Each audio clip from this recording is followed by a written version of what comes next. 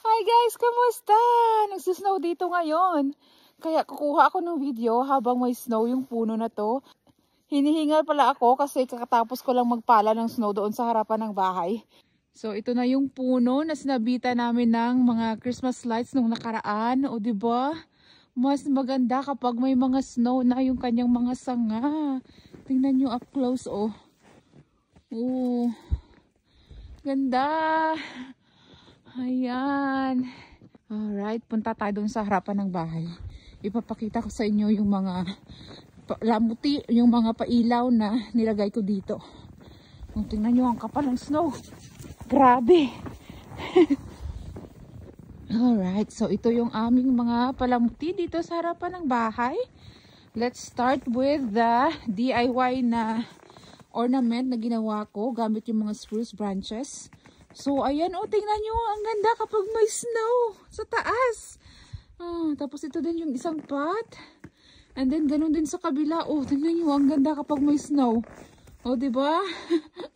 Yan. And then, dito sa kanan, ito yung aking reindeer na napundi na yung ilaw sa kanyang sungay. Pero okay lang yan. At least kung magalaw pa naman yung ulo niya. And then, yan yung fake na tree and may iba pang decoration na nilagay ako dyan. Ayan, nabalot na sila ng snow.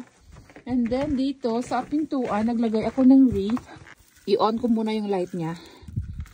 Ayan. Yan yung wreath dito sa harapan, sa pintuan. And then, naglagay din ako dyan ng garland. And ito, tingnan nyo yung aking fake na tree. Fake na Christmas tree. Nabalot na rin siya ng snow. Ayan o. Oh, diba? Nakakatuwa lang. And then, ito, yung gawa ko lang siya sa box na binalot ng Christmas wrapper. Tapos, pinuluputan ko siya ng Christmas lights. Ayan, yung fake na present. Oh, diba?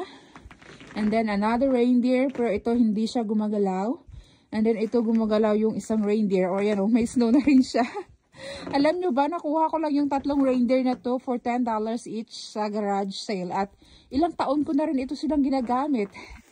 And yan din yung isa pang fake tree dyan. O, nabalot na rin. And yan na yung mga icicles na nilagay ko nung nakaraan.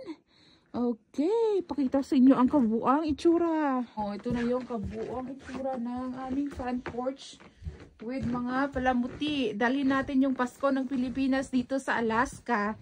And then, kung pwede lang, isaboy ko din dyan sa inyo yung sobrang snow namin dito. Maligayang Pasko sa inyo dyan sa Pilipinas. Punta kayo dito, maghalo-halo tayo. Dito naman tayo kuha ng video sa anggulo na to.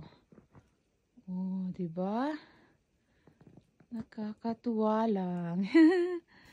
Salamat sa panonood. Maligayang Pasko at maligong bagong taon sa inyong lahat dyan sa Pilipinas.